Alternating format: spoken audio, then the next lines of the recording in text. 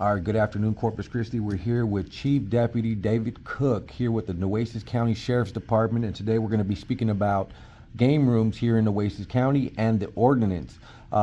David Cook, thank you for stopping by and talking with the Corpus Christi Crónica in regard to these game rooms. It's my pleasure. Thank you. First question I wanted to get with you in regard to the game rooms, in particular the recent increase of violence that's taking place within these establishments. Can you give us an insight of what's taking place right now with the Sheriff's Department and these game rooms? Well, first of all, these game rooms aren't nice places to be. There is certainly some additional criminal activity. There's drug use that's occurring in them. Some of the people that are working security at these locations are connected to different criminal enterprises, aren't authorized to carry weapons but are armed. So certainly they're not safe. The Nueces County Sheriff's Office is charged with enforcing the game room ordinance. And if a game room is not permitted, in other words, they do not have a permit to operate, they're in violation of the ordinance, and we certainly make a point to target those locations. Next question. There was a recent shooting that took place on Friday on Airline Road. I guess it's a new game room or poker room that just opened up. Are you familiar with any of these poker rooms that are popping up as of right now? Well, I've seen the poker rooms, and they are not impacted by the game room ordinance. The game room ordinance deals with 8-liners.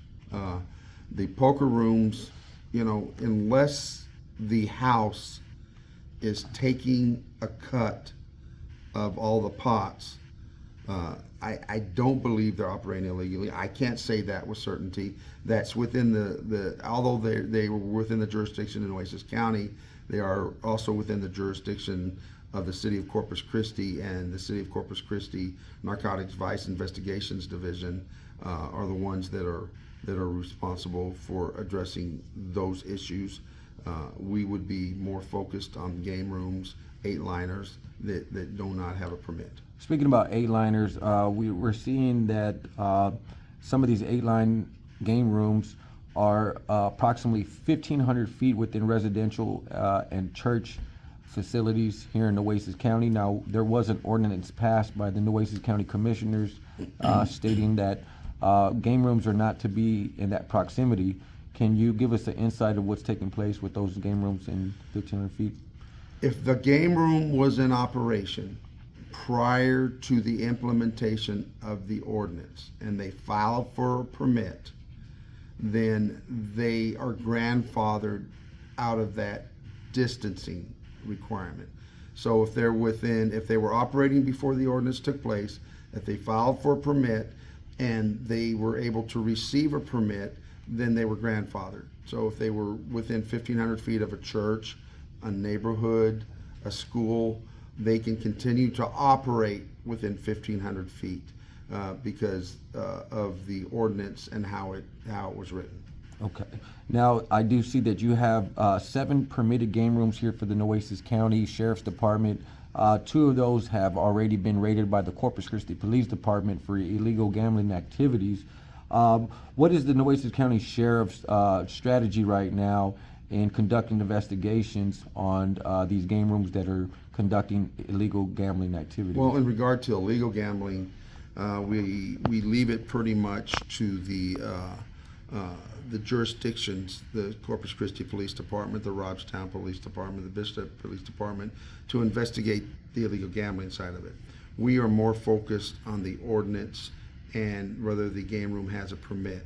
So if the game room doesn't have a permit, we will deconflict with the jurisdiction, whether it be the city or one other agent or one of the other agencies in the area. And if they're not working an active investigation where they're already trying to make an illegal gambling case, then we will pursue that game room. We will get a warrant and we will go shut them down for a violation of the game room ordinance. And we're not, and that doesn't have anything to do with illegal gambling. It has the fact that they were operating and they were operating without a permit, and that's a Class A violation.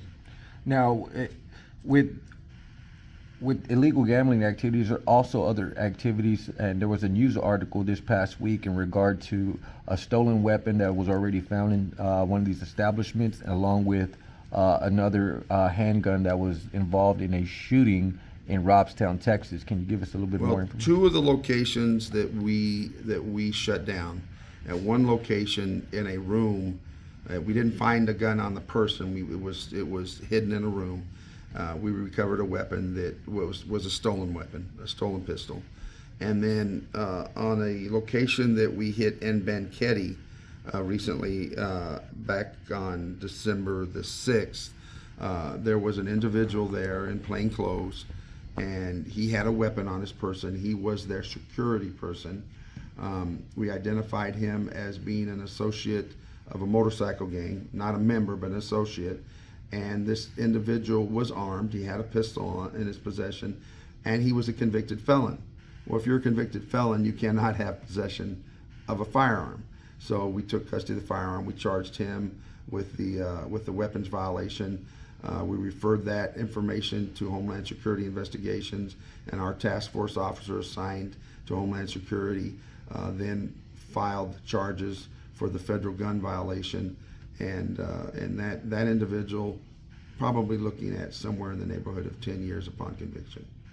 And was the U.S. government or federal authorities involved in that, getting involved with that type of Typically, activity? federal authorities don't become involved in these game room investigations unless we determine that there is a nexus to a large criminal organization. And if we get to that level where we think there's money laundering involved, there's trafficking of quite a bit of dope, or there's some other issue that they may be interested in pursuing, we'll present our information to them. And sometimes they'll get on board, sometimes they won't. It just depends on whether they have an interest in pursuing that. So if they pursue that, then of course we're looking at potential federal charges and federal violations. Otherwise, it's going to be a state charge, or for example, the game room the violation, not having permit. That's a Class A misdemeanor, and you know, they're not interested in the misdemeanors. They're interested in the larger aspect of it and pursuing organized criminal gangs, and you know, like if a cartel's involved or a large or a motorcycle gang, then they might be interested. Right. Now, with some of these game rooms, they're pulling in, you know, hundreds of thousands of dollars, maybe even to the millions, such as I think Primetime Game Room that was recently shut down on Oakhurst Drive by the Corpus Christi Police Department. They found over close to $1 million. Have you guys made any type of seizures from these game rooms that y'all shut down recently? And how are y'all guys using that money, or is it being funneled to a program? When we target a location for violation of the game room permit, and we get to the location, and you have to remember they do a majority of their business in cash. If we find cash at the location, we go in, we open the machines, we pull the motherboards. If there's cash in the machines, we document how much is seized. And we send a letter if we can identify the owner, but we send letters out, and they have a right to come and claim that money as theirs, because we're not targeting those game rooms for illegal gambling. So we can't seize that money under what's called Chapter 59 and take it and convert it to law enforcement use. If that money is not eventually claimed, any money that we would have tagged, taken into custody and tagged, and that money isn't eventually claimed within the proper period, you know, within 30 days, then that money would probably go to the general fund for the county and wouldn't be converted to the law enforcement use. And I see that y'all have at least 8 game rooms that were shut down by the Nueces County Sheriff's Office with multiple and several arrests out of those raids. What is next for the Nueces County Sheriff's Office as far as, you know, continue to shut down these illegal activity, gambling activity, game rooms? What is next for the Nueces County Sheriff's Office? We're going to continue to aggressively pursue those game rooms. that do not have a permit to operate within the Nueces County, okay? And as we identify those, and we're able to build our investigations, and then we will continue to target them. We have a total of 7 on the list we've shut down, and the resources I have allow me to typically shut down between 2 and 3 a month, and we'll continue as we get a list of those and that we know are operating illegal, that don't have permit. We will continue to pursue those game rooms that are operating without permit. On the illegal gambling side, CCPD is more focused on that, and those investigations typically take between 60 and 90 days to put together.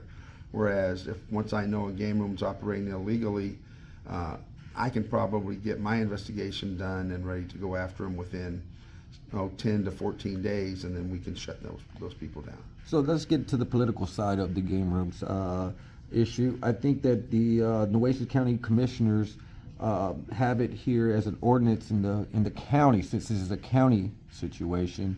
The Corpus Christi Police Department is only within the, I guess, in the city limits, right? So do you guys here at the Nueces County Sheriff's Office need more resources for shutting down game rooms? And with the implementation of this ordinance, would it be helpful? Well, certainly. If the Commissioners Court deemed it appropriate and they provided us additional resources, that would certainly be helpful. I could always use more deputies, more resources to target crime within our community.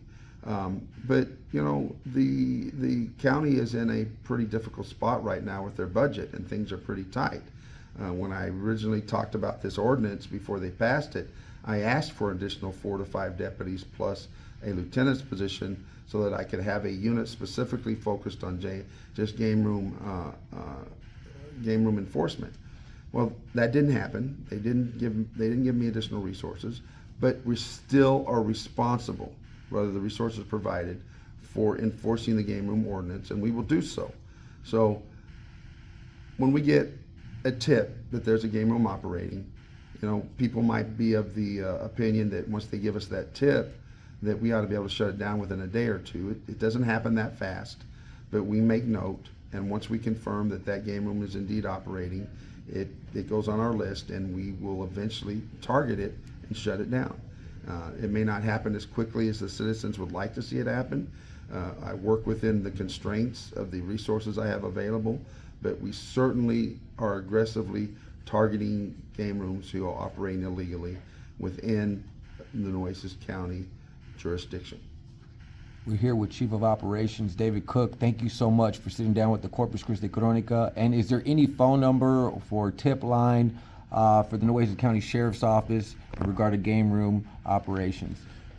They can call the main number. Let me make sure I've got it right. I don't want to give you misinformation. Yeah. That would not be a good thing. And you know, it's a good thing to, you know, report illegal activity, of course, to the Corpus Christi Police Department, but also the Nueces County Sheriff's Office. Well, you can report directly. If you want to report something, you could actually call 886-2600. That's the main number for the police department, and ask to talk to Metrocom, and you can report something there. But if you want to report directly to Nueces County, they can dial 887-2222. That's our main number, and they can connect you to me. They'll connect you to somebody. You can provide your information. It'll get back to me, and I will provide it to our investigators. We certainly want to know when there's illegal activity taking place out there in the county and within our community, and we look forward to continuing to work with our law enforcement partners, Corpus Christi Police Department, the Bishop Police Department, the Robstown Police Department, in addressing the community's concerns with this illegal activity. Thank you so much, David Cook. All right. Chief of Operations, the guys for the Nueces County Sheriff's Department, 887-2222.